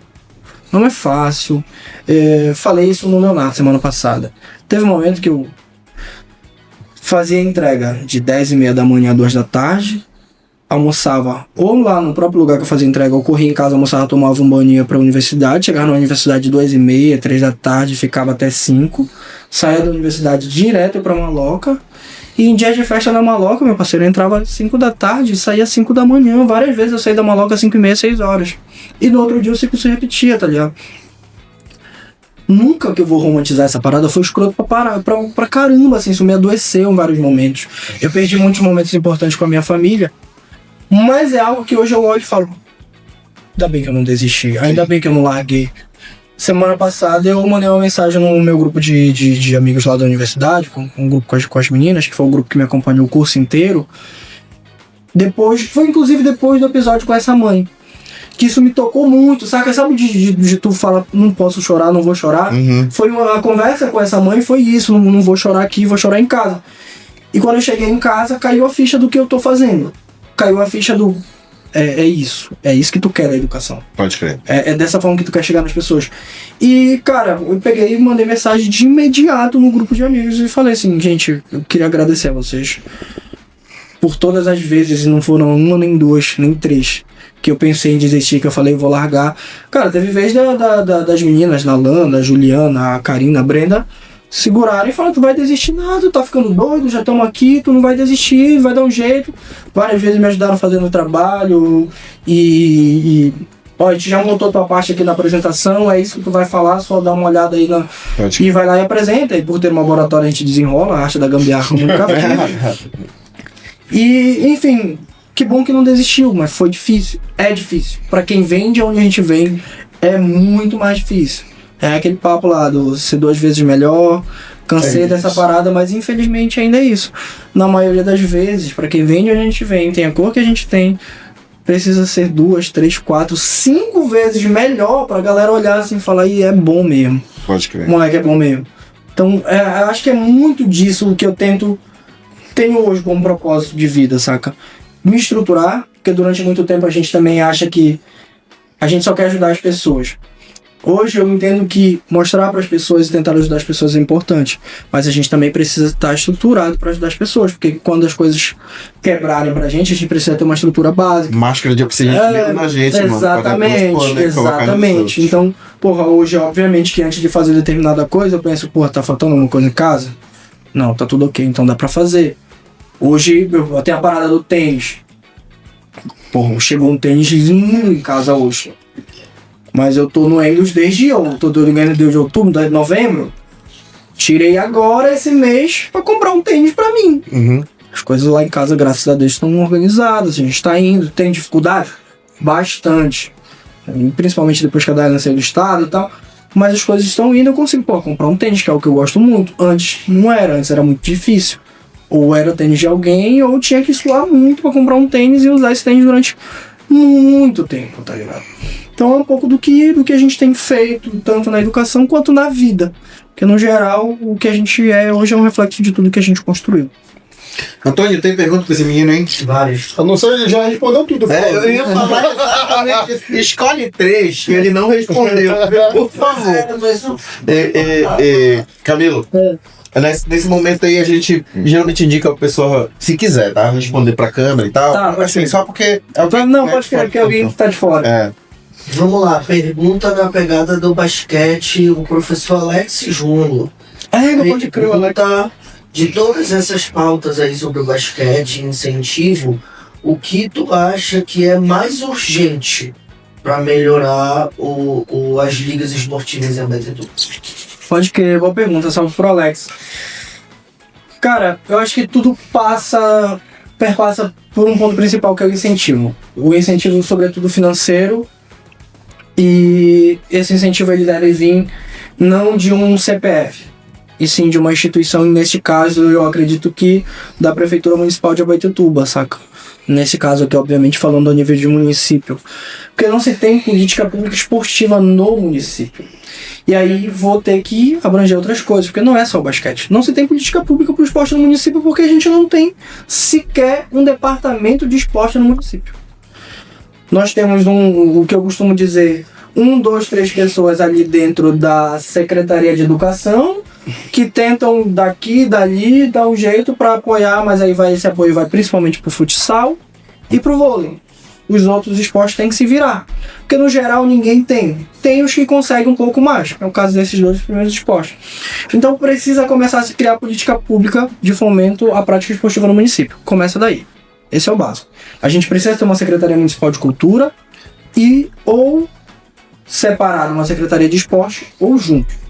Isso é o ponto principal, a criação de um departamento esportivo no município, seja ele uma secretaria ou pelo menos, vamos sonhar abaixo, pelo menos um departamento de esporte no município. Vão ter uma pessoa como referência e uma equipe de trabalho que vai pensar o esporte a nível municipal. Isso é o básico para tudo no esporte. E depois disso a gente vai pensar em, cara, hoje o que a liga pede do município? A quadra. O espaço, né? Pra gente conseguir a quadra, a gente tem que disputar, como eu disse, com alguém que estiver pintando isso aqui lá na arquibancada. Não, hoje eu vou levar 5 pessoas pra pintar o negócio na arquibancada. Cancela a rodada de basquete. Então não se tem mínimo. Não se tem nem a cedência do espaço. Precisa de política pública, precisa de incentivo real. Não incentivo de ir lá, bater uma foto, hoje teve a final do campeonato, e postar no Instagram e dizer que alguém apoia. Precisa de incentivo real e esse incentivo passa por criação de política pública, que é o que não tem no município. Cara, o Clay, ele não faz uma pergunta. Ele colocou assim, aí tu te vira. conta a história do Air Jordan. Ah, pode crer. Cara, a gente viajou esse final de semana, na Semana Santa, lá pra comunidade da Daeli, pro Arimandeua. Inclusive, uma excelente viagem. E aí, viagem de carro, né? Papo de família, eu brinquei, eu falei que a gente tá igual o comercial de margarina. Tava o Clay, a esposa dele, o filho dele, da Elinho. E a gente tava conversando sobre coisas, chegamos no assunto de tênis, que é um assunto que sempre que a gente tá junto acontece. Esse dia ele mandou pensar muito que acha desse. A gente faz isso muito. E a gente tava falando de um Jordan. Um Jordan que ele tava pensando em comprar e tal, uma coisa nesse sentido. E aí eu lembrei do caso do meu primeiro... Mano, eu tinha o primeiro tênis foda. Eu vou ter que usar o palavrão porque o tênis era foda, que foi o meu primeiro Jordan. Esse tênis era o seguinte, eu jogava basquete com Olímpicos lá por 2014, 2015, início do basquete. Comecei um pouco tarde, né? Comparado aos outros moleques da minha geração, começaram com 12, eu comecei com 13, 14, por aí. Essa faixa dos 14 anos. E eu jogava como a maioria dos moleques do Leonardo, a gente jogava de Olímpico. Ninguém tinha dinheiro. A gente comprava Olímpicos parcelado aqui na Beira Rio e jogava. Beira Rio, se quiser patrocinar aqui, o podcast tá de boa. Vamos só mais Beira Rio do meu amigo Iverson. Aqui, ó. Pode colocar. Se quiserem mandar os pares de Olímpico lá pra escolinha de basquete feminino, a gente aceita.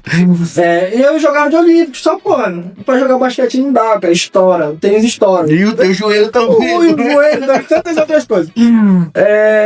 E aí eu lembro que teve um dia que a gente foi jogar um jogo no São Francisco.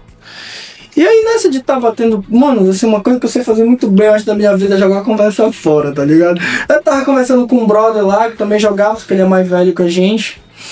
E ele falou, mano, eu tenho um tênis, eu acho que dá no teu pé. Eu falei, qual que é? Ele falou, um Jordan e tal, na época aquele pocketzinho, celularzinho, ele me mostrou foto. Lego, mano, muito firme, quanto é que é? Ele falou lá quanto era, eu não vou lembrar o valor. Eu falei, porra, mano, não vou ter esse dinheiro. Na real, não vou ter. Ele falou, mano, faz o seguinte. Aí eu dei uma ideia, falei, eu vou conversar com a mamãe e ver se dá, né? Aí ele falou, não, mano, faz o seguinte, eu não tô usando tênis. E ele tinha uma condição financeira legal. Sabe quem é, mano? O nome do brother eu não vou lembrar, mas ele é o filho mais velho da Edileuza Muniz, atual vice-prefeito do município. E ele falou, nessa pegada do basquete, tá, eu não vou te dar, mas vê lá o que tu consegue. Cheguei em casa, bicho miado, falei pra mamãe, mãe, eu tenho dos sonhos, tá aquele papo de moleque já meio que chorando, chorando. E assim, eu sabia que a mãe tinha condição de pagar o que ele pediu, cara. E aí eu falei pra ele, olha mãe, mas ele falou que se a gente conseguir alguma coisa, ele pode ver e vai conversar com a mãe dele também pra ver se dá pra me vender. 2 moleques, né? 2 moleques, só que ele é um pouco mais velho. A mamãe tinha um botijão de gás, mano, vazio. Tinham 2 botijões, o que a gente usava ficava vazio. Que eu sei lá de onde tinha vindo esse botijão. Mano, a mamãe falou, olha, eu tenho, sei lá, acho que ela tinha uns R$50 na época, que ainda era alguma coisa. Ela falou, eu vou vender esse botijão e a gente compra o tênis. Mano, a mamãe saiu, era umas 6 horas da tarde, nunca vou esquecer dessa parte. Cara, mãe é um rolê muito diferente. Na real, mãe é um rolê. Eu cheguei pra falar muito isso pra ela diferente, tarde, né, cara? de tarde, assim, mamãe, umas 6 horas da tarde, ela já tinha arrumado alguém pra comprar, ela levou porra, chorando, sabe? Claro, eu tô de óculos escuros. Se fuder. Eu ligado. Mano, a mamãe colocou o botijão vazio atrás da bike, mano. Vendeu lá no final da rua pra uma família lá. Não vou lembrar quando foi que deu em grana, ela me deu esse dinheiro. Levei outro dia, eu fui atrás do brother lá no São Francisco. Aí o brother me entregou o tênis, cara. Mano, isso é doido. Mano, eu usava esse tênis pra jogar. Pra ir pra escola. Pra vir pra Praça da Bandeira. Pra ir pra aniversário de 15 anos, que nessa época era o hype dos 15 anos e tal. Eu usava esse tênis pra tudo. Chegou um momento que esse tênis começou a destruir. Já tem, vamos ver que tempo esse tênis. Eu usei esse tênis muito tempo. Chegou um momento que ele começou a descolar, a mamãe levou ele pra costurar aqui na feira. O pessoal costurou e eu usei por mais um tempão, tá ligado? E cara, uma das histórias assim que eu tenho muito marcantes, que junta 3 coisas que eu gosto muito. O basquete, o tênis e tudo que a minha mãe fez por mim, pelos meus irmãos, tá ligado? Tipo assim, a mamãe chegava, eu não tenho agora, mas vamos ver daqui um tempo. E assim, não era aquele papo do vamos ver e nunca mais viu, tá ligado? Ela realmente ficava com aquilo, assim, que a gente queria muito, ela dava um jeito, assim. Ela trabalhava, ela economizava, e ela parcelava. A mamãe parcelava coisas assim, pra perder de vista. Mas ela conseguia dar pra gente minimamente. E o tênis é uma das paradas que me pega muito, assim, esse Jordan. Porra, esse Jordan era lindo, mano. Esse Jordan era tudo, assim, pra mim, era o tênis. Era o tênis que eu usava pra tudo e foi um botijão de gás, mais 50 conto e o brother. Sim, o brother foi parceiro pra caralho, o brother falou pra mim, tá aqui o tênis, leva lá e joga. Pô, muito Eu acho da hora que a gente já conversou isso 1 milhão de vezes. Tipo, e 1 milhão de vezes a gente que gosta de tênis e uma galera que tá no rolê que, tipo assim, tá cagando pra tênis. Eles não entendem esse papo. Não entendo. Tipo, mano, eu não entender. Não, a partir da hora que tu vai falar rolê dos caras. Esse dia chegou. Falei, porra, eu comprei o tênis. Eu fiquei mal pra caralho. Eu falei, caralho, comprei, mas já vai chegar. Mas é uma parada, Vai chegar a Ego, mano. Quando chega, tu compra, porra, vou comprar a Ego, tá? Tu espera a promoção, olha, reolha, reolha. É agora. Aí tu chega, aí, porra, cara, eu comprei um tempo, podia ter comprado isso, foda-se, aí chega. Eu tava olhando esse tênis que chegou hoje, já tinha um tempo. E. Porra, caro, né? Então a segurar. Mas do nada chegou uma notificação, tem aquelas comunidades que a gente menor preço até o momento, mais o cupom. E eu falei, lançaram uma promoção, me deram mais um cupom aqui, era 20% do cupom. O resto vai no cartão de crédito. Se parcela e foda-se isso. Qual evento da área de produção cultural foi mais marcante na tua vida, de produtor cultural? Cara, difícil essa, olha. Das três, sem dúvida, é mais difícil porque a gente fez algumas coisas já, bicho. A gente já fez algumas coisas. Tem algumas edições da Batalha do Meriti que me pegam muito. Tava falando do Sumano, o Sumano tava em casa. Eu não fui lá, ele me Antes de comprou. ontem. O Sumano veio gravar, ele tá gravando um mini EP, um EP. Com o brother daqui de Baité. Aqui é Baité, tá gravando, né? É. Eu vi foto ele com... Não lembro o nome do brother, mas ali atrás ou de frente pro regional. Do lado do GSF, tem a casa de um brother lá, ele é do rock, inclusive. Tá gravando lá. E... começou a gravar lá depois do rolê no Rock na Proa com o Pepeca e tal. Sim. Enfim. Tem algumas edições, a gente conversou nessa vinda dele, a gente sempre bate muito papo com o Sumano, é um cara que eu gosto de conversar muito, um cara muito importante na minha vida. Na verdade, toda a família do Sumano, toda a família dele. São pessoas muito importantes na minha vida que entraram justamente num processo em que eu estava me identificando ainda mais com o sujeito preto. Principalmente por conta do cabelo. Foi onde eu deixei o cabelo crescer. Enfim, a gente sempre conversa muita coisa. E a gente estava lembrando de alguns eventos. E lembramos de uma edição que teve da Batalha do Meriti na Praça do Barco. Foi com parceria com o Sarau de Quinta, que era um outro projeto que eu estava na coordenação também. A gente juntou. Esse evento foi lindo, cara. Tipo assim, o evento foi lindo porque a gente lotou a praça. E tinha, mano, tinha jovem, tinha adolescente, tinha muita criança, tinha família assim com bebê de colo, tinha idosos no evento. O evento foi muito lindo, foi um dos eventos mais lindos que eu já tive o prazer de estar na produção. Foi essa edição da Batalha do Meriti em parceria com collab com o Sarau de Quinta. Esse evento foi um dos eventos mais lindos que eu já fiz. Outros eventos que assim me pegam muito. Um evento que a gente fez, edição de 2 anos da Batalha do Meriti na Orla, que eu recebi voz de prisão. Esse evento foi muito lindo. Só um detalhe nessa parada, porque que é o evento? O evento todo foi muito bom. A polícia militar foi lá fazer o favor de estragar, mas não conseguiu apagar o que tinha sido muito bem feito, sabe? E assim, a gente... Sabe o evento que tu pensa em todos os detalhes? Em todos os detalhes, tudo que podia dar errado, a gente tinha soluções. Eu sou adepto da ideia de eu não vou pensar no que pode dar errado. Mas para quem faz evento, sempre tem que saber que vai dar errado alguma coisa e tu tem que estar preparado. Eu não gosto muito de estar falando de isso pode dar errado, porque eu não gosto muito, eu sou meio místico com as coisas, tá ligado? E esse era um dos eventos que tava tudo muito amarrado. Você sabe muito bem disso, meu. E assim, tudo perfeito, evento lindo, orla lotada, a polícia militar chegou e tal, para lá, falou no microfone, a mulher me deu voz de prisão porque eu tava falando, enquanto ela tava falando, ela tava mandando eu desligar o som, tá ligado? Esse foi outro evento muito bom porque eles não conseguiram parar, mano. O evento tava tão bem feito que eles não conseguiram parar. não conseguiram. A viatura encostou lá, ficou 2 guarnições e o evento rolou. Vocês ficaram protegidos, né? Foi. Por isso eu fico, não vou fazer questão. Dispensei esse tipo de proteção. Aí no final das Fazer contas, segurança, né? aí quando eles não tinham no que atacar, eles atacaram no horário. Aí o Kratos teve que cantar só 2 músicas, mas já era a última atração. Então esses são 2 das batalhas do Elite, eu vou separar esses 2. Não tem como não colocar as 2 edições do Base Beat. Então não vai ter, não vai tem ter. vários. Tem 2 edições do Base Beat. Tem a edição do Marco 1 aqui, que pra mim ela é muito importante porque é o início de um projeto muito grande. E também marca uma data que ela é uma mistura de sentimentos. Pra mim, que hoje eu estou lidando melhor com ela, foi a partida da minha avó. Eu tava com o microfone na mão quando eu recebi a ligação de que a minha avó tinha morrido. E lá eu falei... Eu lembro que vocês viraram pra mim ali dentro daquela sala e falaram, mano, se tu não tiver condição de continuar, a gente vai lá fora. Tu nem precisa sair daqui, a gente vai lá fora. Avisa que a gente vai parar o evento aqui. Tá bom, a gente já fez coisa pra caralho, o evento foi o dia inteiro. Isso já era no meio da noite, né? E eu lembro que eu virei pra vocês e falei, a vovó com certeza apoiaria eu continuar essa parada, porque isso aqui é o que é a nossa vida e sempre foi isso, tá ligado? Terminando daqui eu vou pra lá.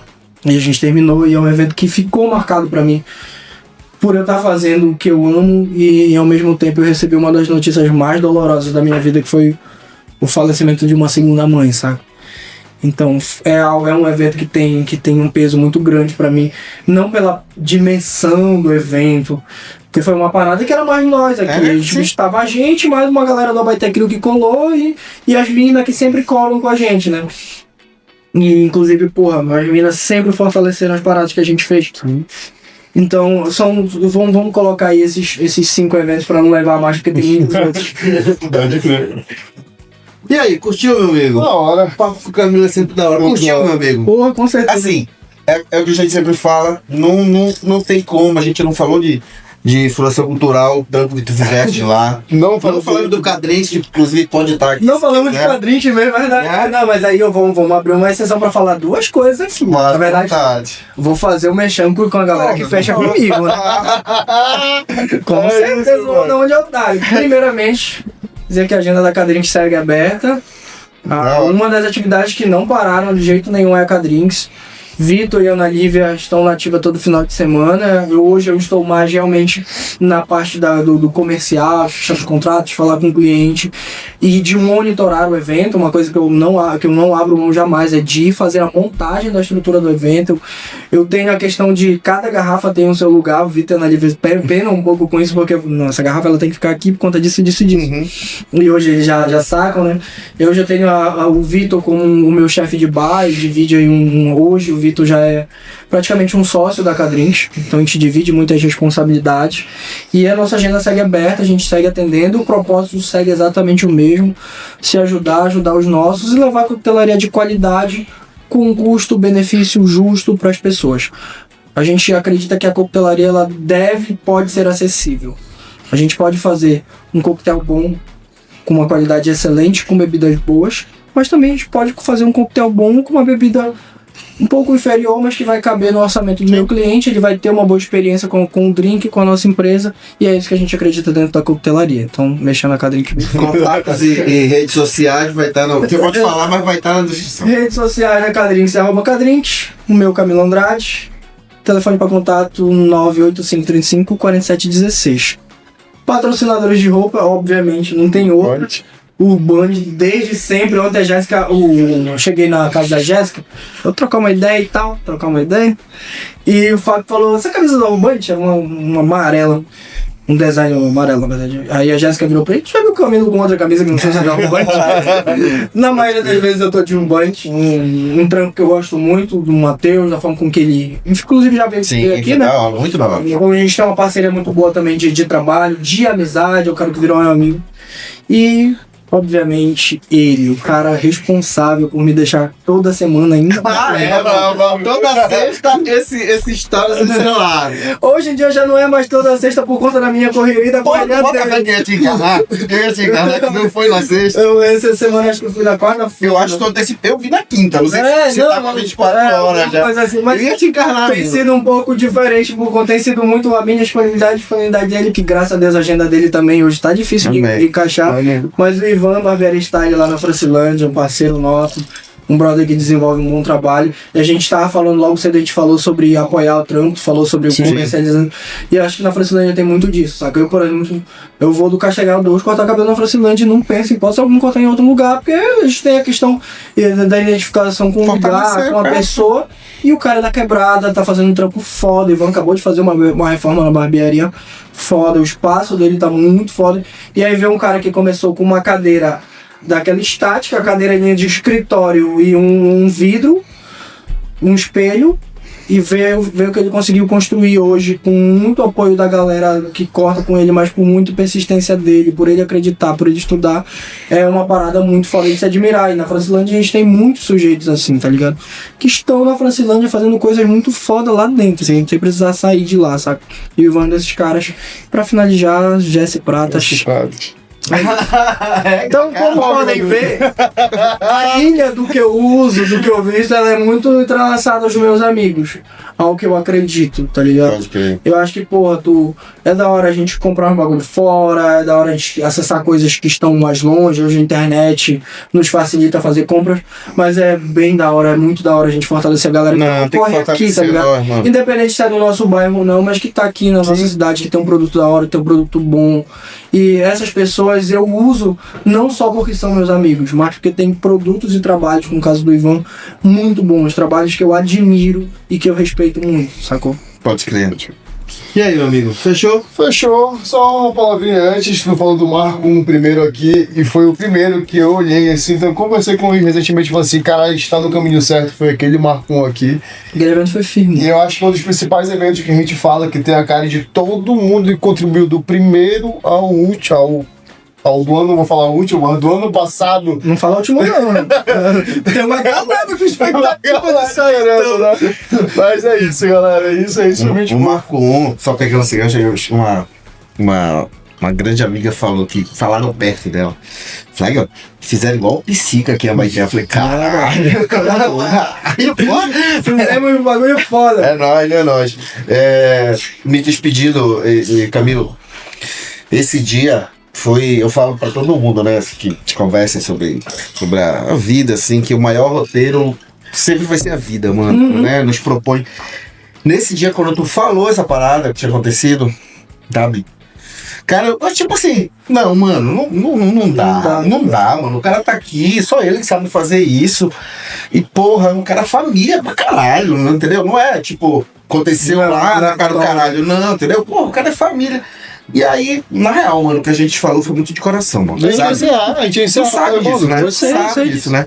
E ao mesmo tempo, quando tu fizeste, quando você puxou a batalha, não era no sentido, a gente sabia que não era, porra, eu tenho um compromisso com os caras. Não era isso, é muito mais sentimental mesmo. Era assim, porra, aqui é nós, bora fechar essa parada. Bora fazer. Não sei se tu percebia, mas Felipe e eu, a gente ficava te vigiando, mano. O tempo todo, mano. Teve uma hora que eu Fosse pra lá, não que eu foi? desmoronei ali e tal, assim, buscando força de olhar assim, falar, porra, não acredito que eu tô vivendo essa parada. E assim, cara, acho que a gente sempre aprendeu a lidar com a dor de uma forma muito errada, saca? Então, por isso sempre alguma perda, uma situação pra gente acaba sendo diferente, a gente acaba se cobrando muito. Eu acho que esse foi mais um momento, assim, esse momento eu agi realmente com o coração, saca? De porra, eu tô mal, eu recebi uma notícia que me destruiu. Mas essa parada aqui, ela é muito importante pra mim, pro que eu acredito, e a minha avó sempre me incentivou a fazer as coisas que eu acreditava, saca? Eu não gosto, odeio atrelar palavras privilégios à minha pessoa, porque eu acho que o que a gente construiu foi com muita luta, tá ligado? Foi ver alguém abrir assim, uma brechinha, a gente lá fazer uma brecha virar uma porta. Mas uma coisa que eu não posso negar jamais, as pessoas que me cercaram de família, minha mãe, meu padrasto, minha avó, alguns amigos, mães de amigos meus, como é o caso da mãe do Helder, que, por exemplo, eu chamo de mãe. Eu cheguei aqui tomando bênção dela, de uma galera falando, como assim é tua mãe? E sim, é uma mãe da vida, uma mãe que me ensinou, que me apoiou. Eu sempre tive pessoas que me apoiaram, tá ligado? Que falaram, cara, vai, tu quer fazer isso? Faz, se não der certo, tá tudo bem. E isso fez com que eu tivesse segurança pra tentar as coisas, pra dizer, eu tô tendo uma oportunidade aqui, se der ruim, vai dar ruim, mas eu tentei. Sim. Eu tentei, eu sei que eu vou ficar mal por não ter conseguido, vou me cobrar, mas eu tentei. E eu sempre tive pessoas que assim, me incentivaram a tentar. E a minha avó foi uma dessas pessoas eu fico triste. E eu queria que a vovó tivesse presenciado algumas coisas, como a minha formatura, por exemplo. Eu queria que a vovó tivesse ido em lugares, pudesse ter me visto hoje no Engels, pudesse ter me visto aqui, pudesse ter me visto na Fundação Cultural, que apesar dos pesares foi um lugar que a gente passou, mas que ainda hoje a gente recebe mensagem de pessoas falando algumas coisas. E isso não só pelo trabalho, mas pelo que a gente construiu. E como eu disse, assim, tudo que a gente é consequência das construções, das vivências que a gente tem e das pessoas que nos cercam, das pessoas que nos ensinam. E os mais velhos, assim, sempre. E aí é um recado que eu deixo pra molecada que tá nos assistindo aí. Cara, se tem um mais velho falando, ouve, escuta. Por mais que tu não concorde, por mais que pareça um papo chato, mas escuta, respeita a vivência de alguém que já viveu 3 vezes mais do que tu. Alguém que tem 5 vezes mais tempo nesta terra, neste plano do que tu. A vovó me ensinava muito isso. Eu lembro que teve uma vez, tem muitas coisas da vovó aí que a gente poderia fazer um episódio só falando dela, mas teve, pra finalizar, teve um episódio em que a vovó tava conversando na sala com outras pessoas, e nós moleque, né, fazendo coisa de moleque e tal. Eu vou dar uma bufetada no meu irmão valendo, tá ligado? E tipo assim, meu irmão chorou e todo mundo meio que se olhou, todo moleque vai apanhar todo mundo. E tava cheio de gente na sala de casa. E a vovó deu um esporro na frente de todo mundo, assim, falou, vocês não perceberam que tem adultos conversando, nós estamos conversando coisas importantes, vocês querem brincar, vão lá pro quintal. Aqui vocês deveriam estar ouvindo, já que vocês não estão ouvindo, vão pro quintal. Óbvio que ela não falou isso com as palavras, mas foi isso que ela falou. E assim, é um bagulho que eu levo pra vida, cara. Assim, tem mais velho falando, ouve, tu não concorda, tá tudo bem. Tá tudo bem. A gente não... Muita coisa que a gente ouve por aí que a gente não concorda. Que é uns papos muito ultrapassados pra nossa geração, pros debates que a gente tem hoje. Porra, ouve, dá atenção, escuta, abraça, fala que ama. E é uma das coisas assim que eu tenho muito, assim, uma lembrança muito positiva da avó, é esse ensinamento e o respeito pelos mais velhos. Pode crer. Galera, calma, diretor. Bora curtir, compartilhar, seguir. Sabia que você não Manda link. Não, mas eu sabia que isso ia acontecer e foi no caralho. Recadinho da noite é fora, escala 6 por 1. Um abraço, Antônio. Ô, rapazão, foi foda. Oi. Ó, não. Foi foda. Muito obrigado por ter vindo, mano. É nóis. Caralho, muito.